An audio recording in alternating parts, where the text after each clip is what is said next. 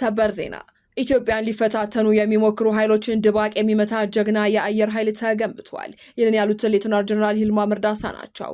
ይህ የኢፌዴሪ አየር ኃይል አዛዡ ንግግር የተሰማው ከሰሞኑ በፌዴራል መንግስቱና በህወሓት መካከል ዳግም ግጭት ባገረሸበት ወቅት መሆኑ ውጥረቱ ማየሉን ያሳያል ተብሏል። ዝርዝሩን በቀዳሚነት እናደርሳችኋለን። ህወሓት ትጥቅ ለመፍታት መመሪያ ጸደቀ። የትግራይ ክልል አስተዳደር መሆኑን የገለጸው ህወሓት ስራ አስፈጻሚ ምክር ቤት በሁለት ዋና ዋና ጉዳዮች ላይ ውሳኔ ማሳለፉ ተሰምቷል። ከውሳኔዎቹ አንዱም ትጥቅ መፍታት ነው ተብሏል። ተጨማሪ አለ። ኢትዮጵያዊቷ አትሌት ወደ ወንድ የሚያደላ የሆርሞን መዛባት አለባት በሚል ምክንያት ወደ አሜሪካ ሳትጓዝ ቀረች። ይህንም ተከትሎ በኢትዮጵያ አትሌቲክስ ፌዴሬሽን ውስጥ ውዝግብ ተነስቷል ተብሏል። መረጃውን ይዘናል። ከ2 ሚሊዮን ብር በላይ የሚገመት የወንዶች አልባሳትን የሰረቁት 6 ግለሰቦች በቁጥጥር ስር ዋሉ። ዝርዝር አለን። ከውጭ በተሰማ ሰበር መረጃ ሰሜን ኮሪያ ጦርነቱን በሚሳኤል ተቀላቀለች። ሩሲያ እና ሰሜን ኮሪያ በሚስጥር ሲያዘጋጁት የነበረው አደገኛ ውሳኔ በመጨረሻም ወደ ተግባር ተቀይሯል ተብሏል። ተጨማሪ አለን። ጤና ይስጥልን የአዲስ አበባ ሚዲያ ቤተሰቦቻችን ለሰዓቱ የመራረጥናቸውን አዳዲስ ጉዳዮች ይዘን ቀርበናል። ከመረጃዎቹ በፊት ቪዲዮን ላይክ በማድረግ ማድመጥ እንድትጀምሩ እየጋበዝን በቀጥታ ወደ መረጃዎቹ አለፍን። በቅድሚያ ኢትዮጵያን ሊፈታተኑ የሚሞክሩ ኃይሎችን ድባቅ የሚመታ ጀግና አየር ኃይል ተገንብቷል ሲሉ ሌተናል ጀነራል ይልማ መርዳሳ ተናገሩ። ኢትዮጵያን ሊፈታተኑ የሚሞክሩ ኃይሎችን ድባቅ የሚመታ ጀግና አየር ኃይል ተገንብቷል ያሉት የኢፌዴሪ አየር ኃይል አዛዥ ሌተናል ጀነራል ይልማ መርዳሳ ናቸው። የአየር ኃይሉ የ3ኛ አየር ምድብ ላስመዘገበው የላቀ ግዳጅና የስራ አፈጻጸም ስኬት በድሬዳዋ ከተማ በሚገኘው የምድቡ ጠቅላይ መምሪያ የእውቅናና ምስጋና መርሃ ግብር ተካሂዷል። ሌተናል ጀነራል ይልማ መርዳሳ በዚህ ወቅት እንዳሉትም መከላከያ ሰራዊት በሰው ኃይልና በቴክኖሎጂ ከፍተኛ ለውጥ እያደረገ ይገኛል። አሁን የምንገኝበት ዘመን የውጊያ አካሄድና ስልትን ለመገመት በሚያዳግት መልኩ በፍጥነት እየተቀያየረ ነው ያሉት አዛዡ ኢትዮጵያ በምትገኝበት ቀጠናም ያለው የኃይል አሰላለፍ ተለዋዋጭና ተገማች መሆኑን ጠቁመዋል። የኢፌዴሪ አየር ኃይል ይህንን ታሳቢ በማድረግ የዘመኑን ቴክኖሎጂ መጠቀም የሚችል የሰው ኃይል በማብቃት በርካታ ፓይለቶችን፣ ቴክኒሻሎችንና የአስተዳደር ባለሙያዎችን እያፈራ መሆኑን የዘመኑን የውጊያ ቴክኖሎጂ እየታጠቀ እንደሚገኝ አረጋግጧል። 3ኛ አየር ምድብ የሪፎርም አካል በመሆኑ በርካታ ስራዎችን በማከናወን ልዩ ታሪክ ያለው መሆኑን አንስተዋል። ምድቡ ኮሎኔል በዛብህ ጴጥሮስና ኮሎኔል ባጫ ሁንዴን የመሳሰሉ አሁንም ያንን የጀግንነት ታሪክ እያደሰ በርካታ ተተኪ ወጣት በራሪዎችን በአጭር ጊዜ በጥራትና በብዛት እያፈራ ይገኛል ያሉት የሚለወጠውን የውጊያ አውድና የአየር ኃይል አሰላለፍ በመገንዘብ አመራሩና ሰራዊቱን ራሱን ከጊዜው ጋር ማዘመን እንዳለበት አስገንዝበዋል። በመሆኑም ኢትዮጵያን ሊፈታተኑ የሚሞክሩ ጠላቶችን መመከትና ድባቅ መምታት የሚያስችል ጀግና ተቋም መገንባቱን ገልጸው የምድቡ አመራሮችና የሰራዊቱ አባላትም ግዳጃቸውን በጀግንነትና በስኬት በመወጣታቸው ላይ ሊኮሩ ይገባል ብለዋል። በቀጣይም ታላላቅ ተልዕኮችን እንደሚጠበቁ በመረዳት በሁሉም ረገድ ዝግጁነትን ማጠናከር እንደሚያስፈልግ አዛዡ ገልጸዋል። ህወሓት ትጥቅ ለመፍታት መመሪያ ጸደቀ። የትግራይ ክልል አስተዳደር መሆኑን የገለጸው ህወሓት ስራ አስፈጻሚ ምክር ቤት በሁለት ዋና ዋና ጉዳዮች ላይ ውሳኔ አሳልፈዋል። ከውሳኔዎቹ አንዱም ትጥቅ መፍታት ነው ተብሏል። በውሳኔው መሰረትም በሰላማዊ መንገድ ወደ መደበኛ ህይወት ለመመለስ የሚያስችል መመሪያ ወይንም ማኑዋል ጸድቋል።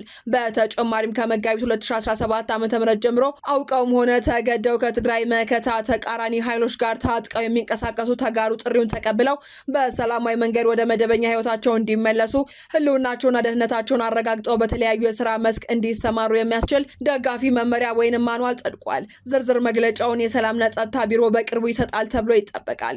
ሌላው የብሔራዊ ገቢ ማሰባሰቢያ አፈጻጸም ግምገማ ነው ተብሏል። በወረራው ምክንያት ጉዳት የደረሰባቸው ታጋዮች ለማከም፣ የተፈናቀሉትን ለማቋቋምና ትግራይን መልሶ ለመገንባት የተጀመረው ገቢ ማሰባሰብ ስራም ተገምግሟል ተብሏል። የስራ አስፈጻሚው ተስፋ ሰጪ መሆኑ ተገልጾ ሂደቱ ከሙስና የጸዳና ራስን የመቻል አቅምን የሚያጎለብት እንዲሆን መመሪያ ተሰጥቷል ነው የተባለው። ህወሓት አሁን ላይ ከፌዴራል መንግስቱ ጋር ወደ ግጭት እየገባ መሆኑ እየተሰማ ይገኛል። ኢትዮጵያዊቷ አትሌት ወደ ወንድ የሚያደላ የሆርሞን መዛባት አለባት በሚል ምክንያት ወደ አሜሪካ ሳትጓዝ ቀረች። የጾታ ውዝግብ ወይንም የሆርሙዝ መዛባት ያለባት ኢትዮጵያዊቷ አትሌት ወደ አሜሪካ አልተጓዘችም ተብሏል።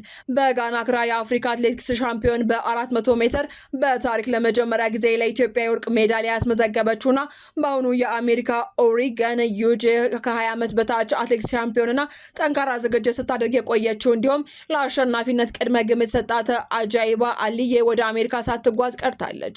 አትሌት አጃይባ በሻምፒዮንም ላይ እንድትወዳደር ስም ዝርዝሯ የገባና የአሜሪካ ቪዛም ተሰጥቷት ነበር። ስማቸው እንዳይገለጽ የፈለጉ ባለሙያ አትሌቷ ከጾታ ውዝግብ ማለትም ወደ ወንድ የሚያደላ የሆርሞን መዛባት ጋር በተገናኘ ወደ ስፍራው ሳትሄድ ቀርታለች ማለታቸውንም ተዘግቧል። ከዚህ ቀደም ኢትዮጵያኖቹ ፋንቶ ሜጌሶና ወርቅ ውሃ ጌታቸው እንዲሁም ደቡብ አፍሪካዊቷ ካስተር ሰሜን በተመሳሳይ ጉዳይ ስማቸው ሲነሳ እንደነበር አይዘነጋም። በሌላ በኩል ደግሞ የአትሌት አጃይባ ስም በውድድር ቦታው መለጠፉ ተዘግቧል።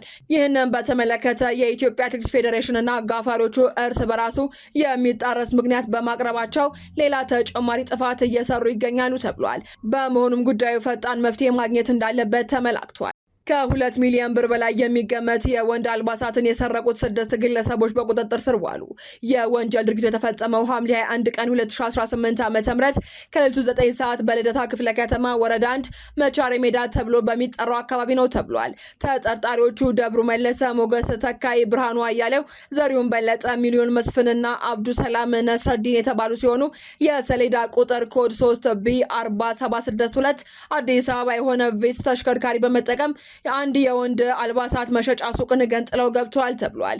ግምታዊ ዋጋቸውም ከ2 ሚሊዮን ብር በላይ የሚያወጡ የወንድ ሱሪዎች፣ ጫማ፣ ቲሸርቶችን ሰርቀው ሊሰወሩ ሲሉ ድርጊቱን በተመለከቱ ግለሰቦችና በፖሊስ አባላት በቁጥጥር ስር መዋላቸውን የአዲስ አበባ ፖሊስ ገልጿል።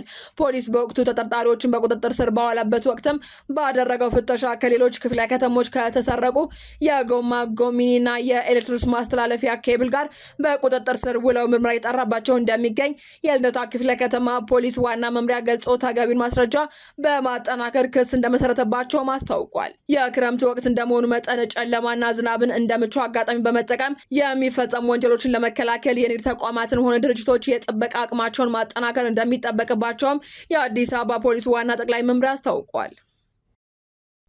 ከውጭ በተሰማ ሰበር መረጃ ሰሜን ኮሪያ ጦርነቱን በሚሳኤል ተቀላቀለች። ሩሲያና ሰሜን ኮሪያ በሚስጥር ሲያዘጋጁት የነበረው አደገኛ ውሳኔ በመጨረሻ ወደ ተግባር ተቀይሯል ተብሏል። በዚህም መሰረት የሰሜን ኮሪያ ሚሳኤል በዩክሬን ላይ ጥቃት ሰንዝሯል ተብሏል።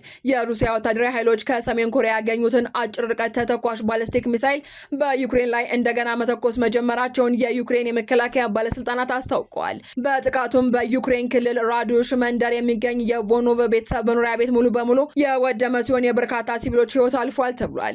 የዩክሬን ራዳር ስርዓቶች እንደመዘገቡት ጥቃቱ በሰሜን ኮሪያ ሰራሹ KN-23 ወይንም KN-24 ሚሳኤል አማካኝነት ከሩሲያ ብራያንስክ ክልል የተተኮሰ ነው ተብሏል። የጥቃቱ ሩሲያ ከፒዮንግያንግ አዲስ የጦር መሳሪያ አቅርቦት ማግኘቷንና ሁለቱ ሀገራት ወታደራዊ ትብብራቸውን ማጠናከራቸውን ያሳያል ተብሏል። እነዚህ ሚሳኤሎች ከሩሲያ እስከንደር ጋር ተመሳሳይ ዝቅተኛ የጉዞ መስመር ያላቸው በመሆናቸው ለመምታት የላቀ የፓትሪዮት አየር መከላከያ ይፈልጋሉ ተብሏል። ይህም ለሰሜን ኮሪያ የጦር መሳሪያዎቿን በእውነተኛ የውጊያ ሜዳ ላይ እንድትፈትሽ እድል የሰጠ ሲሆን ለሩሲያ ደግሞ የዩክሬን የጦር መሳሪያ እጥረት በመጠቀም ከፍተኛ ጥቃት ለመሰንዘር ያስችላታል ተብሏል። ዜናዎቻችን አበቃን። በሰላም ቆዩን።